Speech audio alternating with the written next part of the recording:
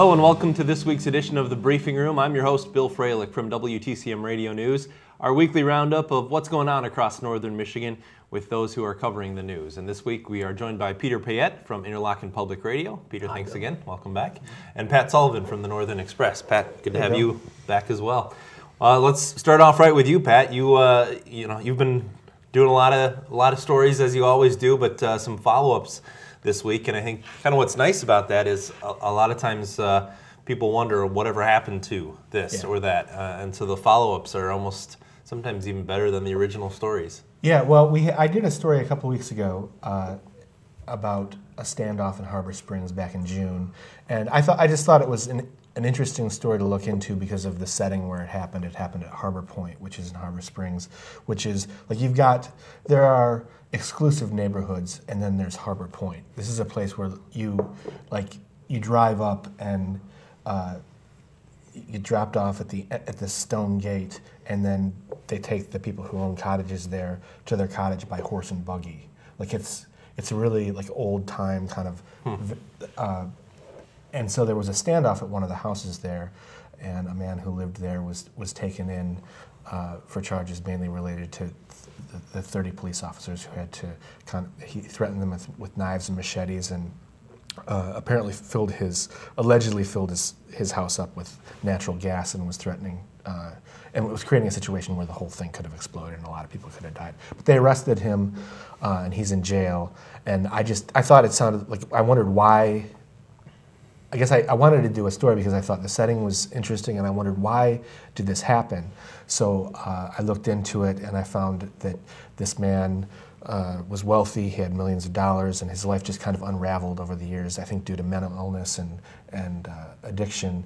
And he was going through a divorce, and he wrote a bad check, and writing the bad check caused a charge to be filed, and that kind of caused everything to spiral out of control, where he wasn't taking care of his business that he needed to attend to, and then the police showed up at his door, and he wasn't ready to talk to them or let them in, and this happened, and so now he's facing really serious charges. I was going to say, yeah. So why did the police end up at his house? To serve a check warrant to. They had the warrant for the bad check case, and also the staff at Harbor Point were concerned that he was violating. I mean, he wasn't taking care of the place, and it was.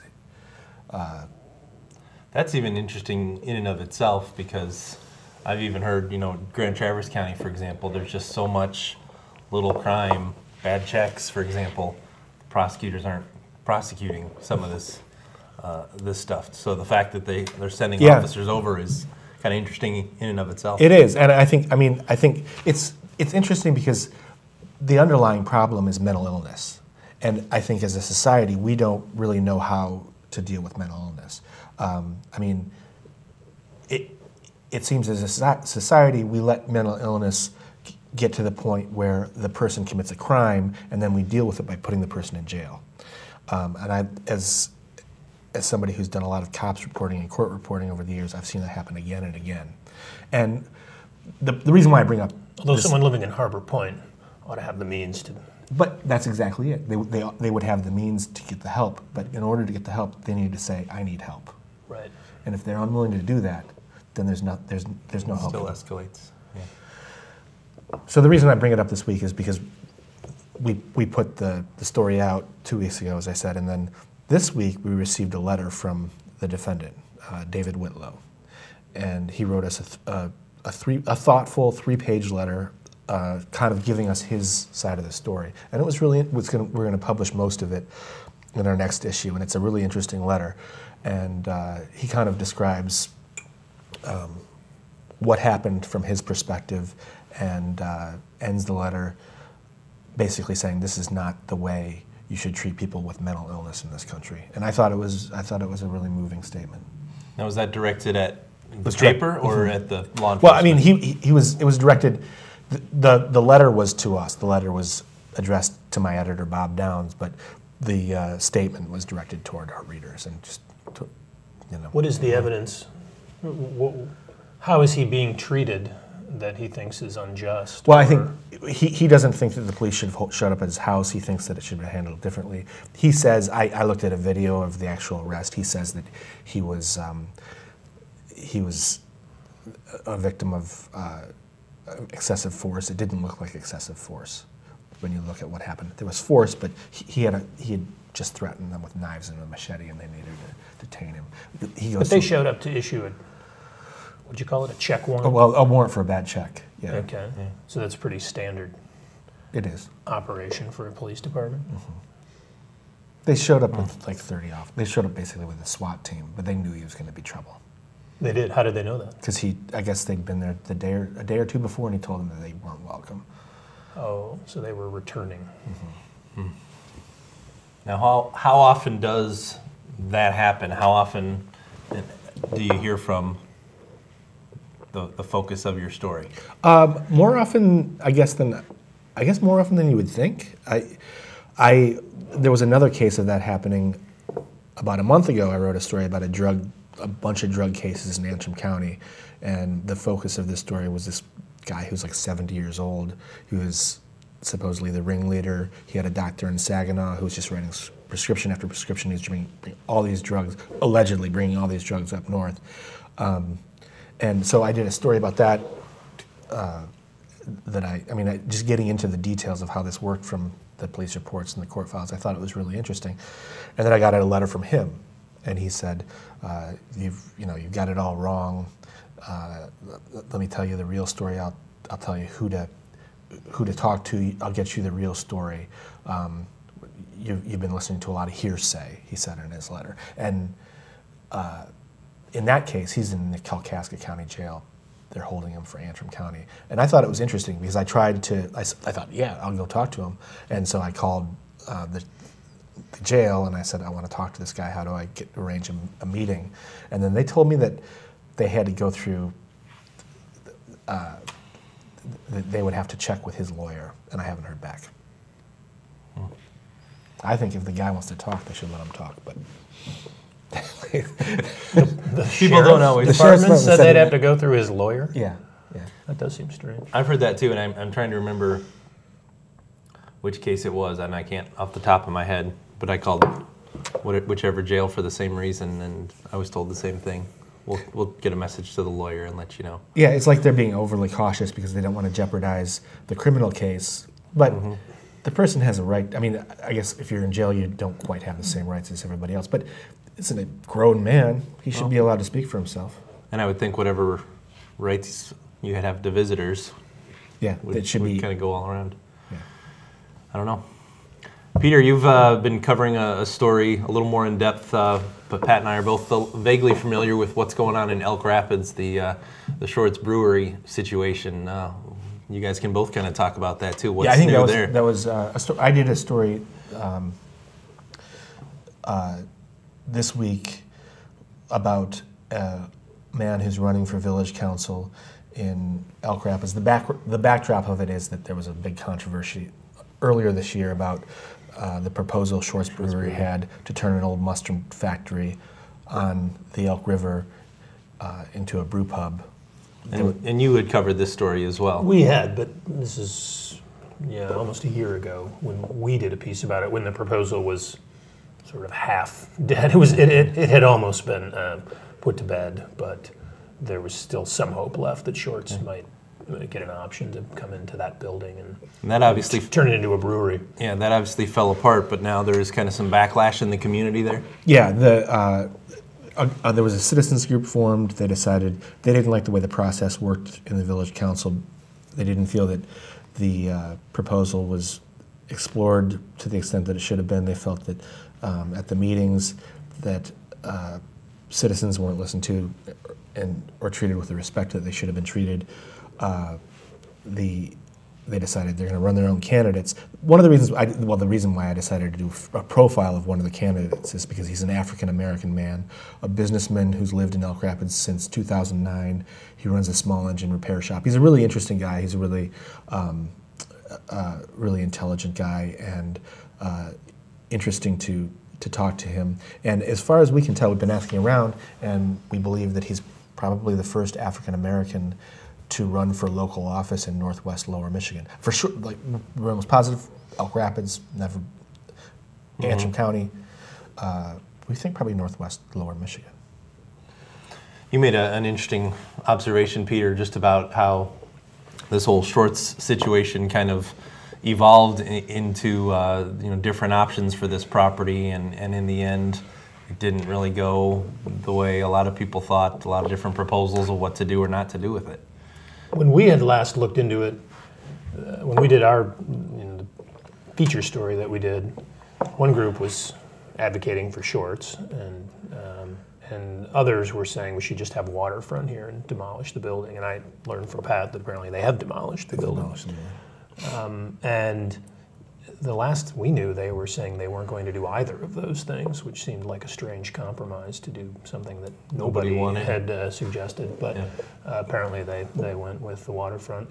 The building, the piece we did was about historic buildings or landmark buildings in the region, and it is an interesting thing to me that we're very focused on waterfront in northern Michigan, and we've had a number of issues in Acme. The Hoxie House has been a question.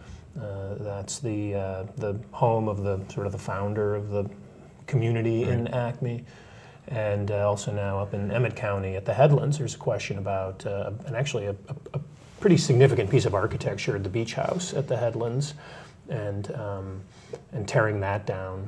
And there doesn't generally, it seems as though the support is for getting rid of buildings and having the shoreline be natural, and focusing on that as the amenity as opposed to historic architecture. Now, the building in Elk Rapids was not a tremendous piece of architecture. It had been sort of added on over the years, so I think it was kind of a funny-looking structure. But generally, the buildings lose out. The Hoxie House is being moved. They're still trying to decide in Emmett County what to do, but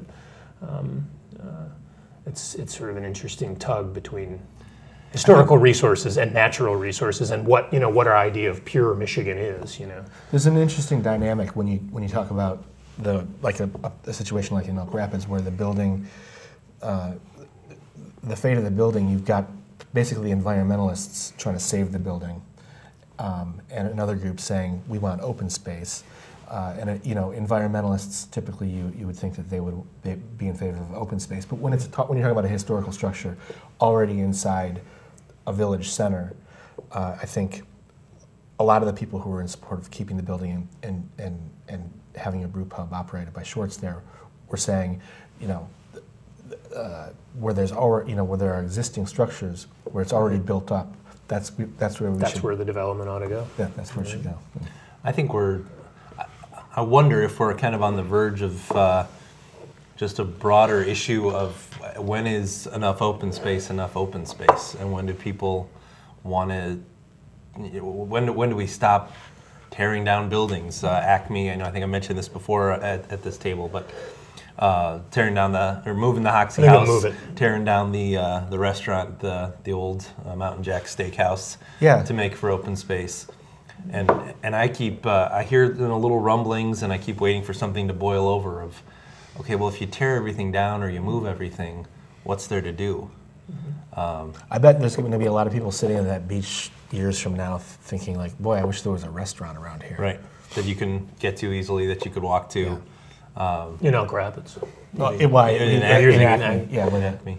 I was struck, though, when I was there recently, at how many sort of vacant business properties there are in Acme. If you go through Acme and sort of look at the storefronts, it's a little run down. There's a lot of empty space, and if those businesses were doing better, then the township might not be buying up all that shoreline. All those owners wanted to sell, and Mountain Jack's, isn't that the restaurant that's there? It's been defunct for many years, and I'm not sure that people coming to northern Michigan are looking to go to those types of businesses anymore. It seems like where the action is either in the city, at the new restaurants, places like that, or out in the true countryside at wineries and orchards and places like that. I think that's a good point, because a lot of the development in Acme is like from the 70s and 80s. It seems like a lot of strip malls and Yeah, Seems suburban, dated. car-oriented.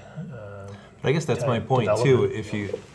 If you want growth, and obviously they're working on the Meyer project, hoping to break ground on that, get something done yet this fall. But if you want growth and development, you're on the other side of that. You're clear cutting a pretty landmark business there, and I think in terms of the steakhouse, at least they had kept their eye on that property for a number of years. Part of the reason it's been vacant is because the township wanted it, and that was kind of the understanding that it would just turn over. But if you're going to the beach, or when they talked about making that a public marina, right there, what are you going to come do in Acme when you pull into the marina and you can't get anywhere? You don't have a car. You're not going to drive into town. You've got to have somewhere to go easily. Yeah. Well, and I think what they want to do is what they're talking about now is diverting the highway so that 31 would go inland, and so you'd actually have a village there. Because right now you step out at the marina and there's cars going by at 55 miles an hour, and you feel like you're taking your life into your hands to walk anywhere. So the plan in Acme Township is to see if they can do what nobody else has been able to do, and that is build a bypass and move all that traffic. So then when you would continue up past the marina, you would actually come into more of a village setting, and there would be, you actually could walk to something. Yeah. Well, we talk about waterfront. Let's talk a little bit about the water too, Peter. You've kind of been following an interesting dredging issue in Manistee. In Betsie Bay. Betsie Bay. Yep. We followed it a little. The Record Eagle, we did some reporting on it last week. The Record Eagle has reported on it this week. There's actually a paper, or at least a website, in Benzie County called the Alberta Alert. They do publish it, that's right. That has done a lot of reporting on this. But basically the salmon are having trouble getting from Betsie Bay up the mouth of the Betsie River and up into the river. And it has some people in the community freaked out, you might say, and they have been talking about dredging it. Salmon, the Betsie River is one of a few rivers where they don't plant fish.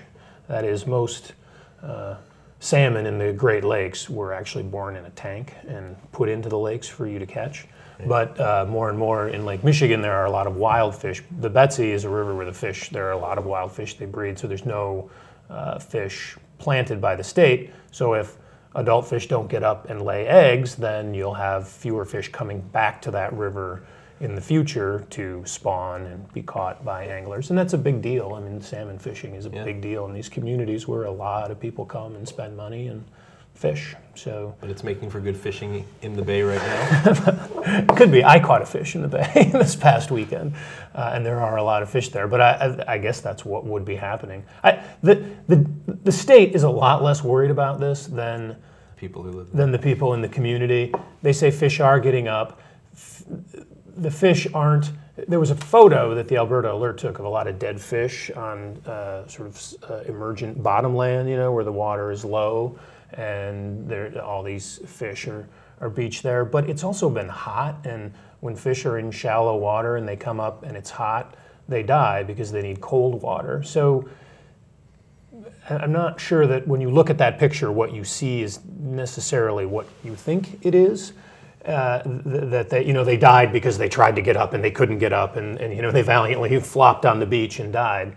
The state DNR officials say fish are getting up, and a lot of fish will go up at night. And now with the rain, I would think even more fish are getting up. But in the community, they were talking about dredging it or sandbagging. I'm not sure how sandbags would. I guess you could create some kind of a channel with sandbags. So they were pretty upset about it. Yeah, and in the Alberta Alert, that was just the idea that they were quoting people who were talking about basically forming a posse and going out there and dredging the place. It's just with shovels and And there was a photo somewhere of somebody with a shovel. Yeah, somebody was out there with a shovel, I think. Right. And if you're just some guy, you don't know how to do that, I don't think.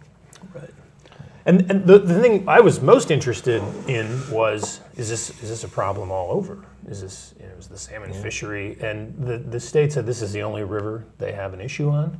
They've not had this anywhere else. And they said it's just the timing. The drought has been so bad this summer, and that the timing is just right or wrong. And so this has happened in Betsie Bay. But a river will cut a new channel. So even if you have an extended drought, the river will find a channel. So it's not as though the Betsie River is permanently going to be difficult for salmon to go up, and they've not seen the same problem in any other river. So it might be less of an issue than people think. Although it may hurt the fishing in Benzie County for a while. Well, let's take a break here on the briefing room. When we come back, more on the stories making news across northern Michigan. We'll be right back.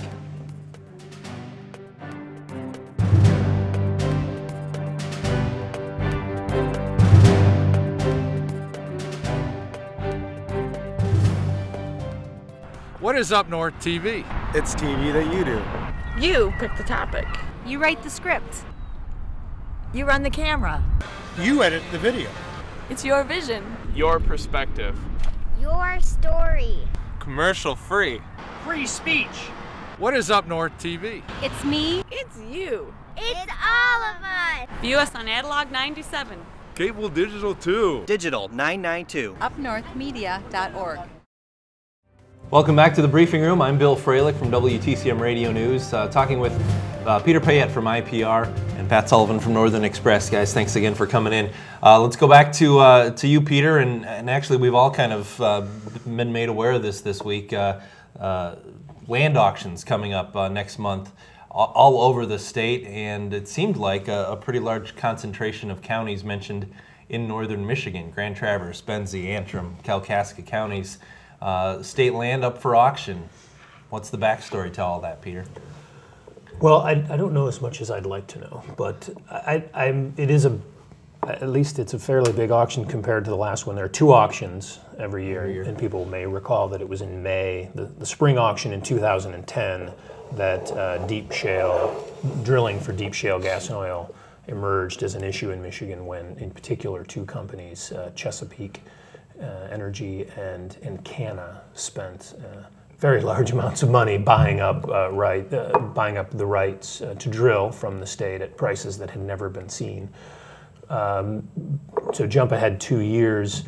The number is 196,000 acres that is up for potential lease, and part of the reason, as I understand it, is because exploration companies request it. They request that certain acres be put up, and then the department is supposed to evaluate that somehow and then put them up in some cases. But I know that the number of acres is double what it was at the last auction, but I don't know how the number 196,000 acres compares to what's been auctioned off in the past. But there are a lot of people who are concerned, and there was a very long list of people who showed up at the Natural Resources Commission last week to tell them to shut down the auction and not hold it because the state is not ready for all this deep shale drilling, and that the state is not managing the resource very well, is not earning as much money on those mineral rights as it should.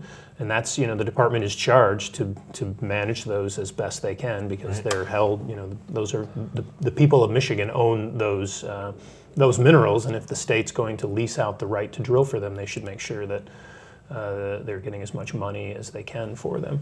But it looked to us like most of the people who were on the list were from Southwest Michigan. And so there's sort of some new activity down there in Berry County and maybe Allegan County. And so it sort of looked to us like what happened here 2 years ago is happening down there, and all of a sudden all these people are realizing they could be the next Pennsylvania, where deep shale gas drilling takes off, and they aren't real excited about it. I almost wonder if we can get to the same position as Alaska, where the state starts cutting a check to all the residents for every whatever, every time, once a year. Well, that goes back to what we were talking to just before the break. We have the money goes into the trust fund that's used to buy land for preservation. So the more the state sells mineral rights, we sell off, the more we can the buy. Bigger that fund becomes, and the dividends from that fund are used to buy land for parks and preserves. Although that fund does have a cap, we may have reached that cap. So then I think the money goes into like improving parks and things like that. So that's what we get. I don't think we really know where we're at right in northern Michigan with after all the auctions, and the companies came in and they started testing some wells and they started trying to figure out how their drilling operations were going to go. And then all of a sudden, the price of natural gas fell, and the whole industry kind of went quiet. And we've been kind of in this lull for the last year. And there's been some activity in Excelsior Township, in Kalkaska, and there's been talk of building that work camp in Kalkaska. Some indications that there might be a big ramp up in northern Michigan, but we haven't seen it yet. So we don't really know yet what it's going to look like when and if it happens. Yeah, that's the big question: is this coming? And one thing that people may have noticed, we've had a lot of complaints coming into our station because what's the name of the Association Group for Natural Gas has had a media blitz across the nation. And I saw they were in Northern Express. They bought a bunch of underwriting spots on Interlochen Public Radio at the same time that they're buying credits on National Public Radio. So they're on, they're supporting us, they're supporting NPR, they're buying advertising in Northern Express. I've seen them, I think, on the Record Eagle website, definitely other banner ads on the web. Which may just be they just want to, they've been getting a lot of bad press, so they want to keep up their good name. But who knows? But we're all sitting there saying, is it coming? Is it going to happen? But I think Pat's right. For now, the price is low. There's a lot of gas being produced elsewhere, so they may just sit on their leases for a while till the price is better and then go for it. Well, it's one of those things that people won't know what it looks like and what it means until it starts happening, and then if they don't like it, it's too late because it's already started happening, right? Right. There's a lot of people. There are grassroots organizations in northern Michigan that are keeping an eye on it, and I'm sure you get the emails that I get. Right, and environmentalists. I do know that some of the groups that were trying to convince the Natural Trust Fund Board to shut down the auction, they have hired a law firm here in Traverse City to represent them and to make these arguments. The environmental community has been somewhat mixed. Some have pushed for a ban. There was a modest effort at a petition signature drive to have a referendum. But other groups like Tip of the Mitt Watershed Council have said we're not proposing a ban. We would just like to see some of the rules updated. The rules we have that govern drilling in the Antrim Shale are sufficient for that and have worked well. But this is a new technique. This is a whole different deal, and we need to, our regulations need to keep pace to make sure it's done right. My sense is that's where the bulk of the environmental community is. I did not know of any prominent environmental group that got behind a petition drive to ban deep shale fracking. My sense is most of them are saying, why don't we update the regulations and make sure that if it's done well, and we don't have problems like they've had in Pennsylvania. That's an issue coming up in October, so we'll be sure to kind of follow up on that in the weeks and months ahead. Guys, we're out of time. I want to thank you, Pat Sullivan and Peter Payette, for coming in again this week. I'm Bill Froehlich, and we hope you'll follow us on the rebroadcast. If you joined us later, check us out online as well. We'll see you next week here on The Briefing Room.